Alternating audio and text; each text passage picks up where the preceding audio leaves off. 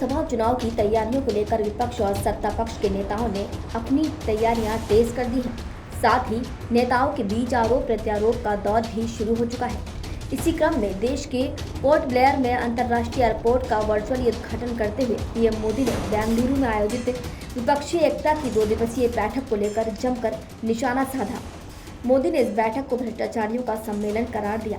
उन्होंने कहा कि आज़ादी के 75 वर्षों में हमारा भारत कहीं से कहीं पहुंच सकता था। हम भारतीयों के सामर्थ्य में कभी कोई कमी नहीं रही है, लेकिन सामान्य भारतीय के सामर्थ्य के साथ भ्रष्टाचारी और परिवारवादी पार्टियों ने अन्याय किया है। विपक्षी दल के लोग अपनी दुकान खोलकर हमें रोकना चाहते हैं। वो भारत की बदहाली वाले लोग अपनी दुकान खोलकर बैठ गए हैं। इनकी दुकान पर 2 चीज़ों की गारंटी है। एक तो ये कि अपनी दुकान पर जातिवाद का जहर बेचते हैं और दूसरा कि भ्रष्टाचार करते हैं।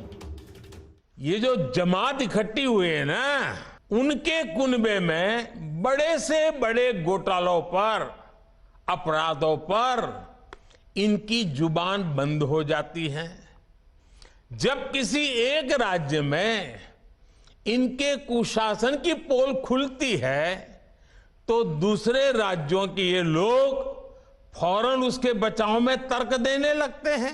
कहीं बाढ़ घोटाला होता है, किसी का अपहरण होता है तो कुनबे के सारे लोग सबसे पहले चुप हो जाते हैं। आपने देखा है कि कुछ दिन पहले ही पश्चिम बंगाल में पंचायत चुनाव हुए, वहां सरेआम हिंसा हुई, लगातार खून खराबा हो रहा है।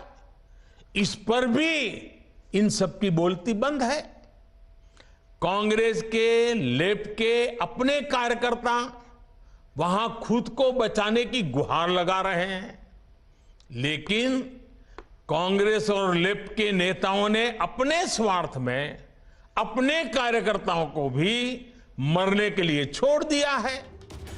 अगले साल लोकसभा चुनाव है तो जाहिर सी बात है कि राजनीतिक दलों के नेताओं के बीच जुबानी जंग यूं ही चलती रहेगी। लोगों के बीच सियासी टकराव भी बढ़ेंगे, राजनीतिक मतभेद बढ़ने से मनभेद होंगे।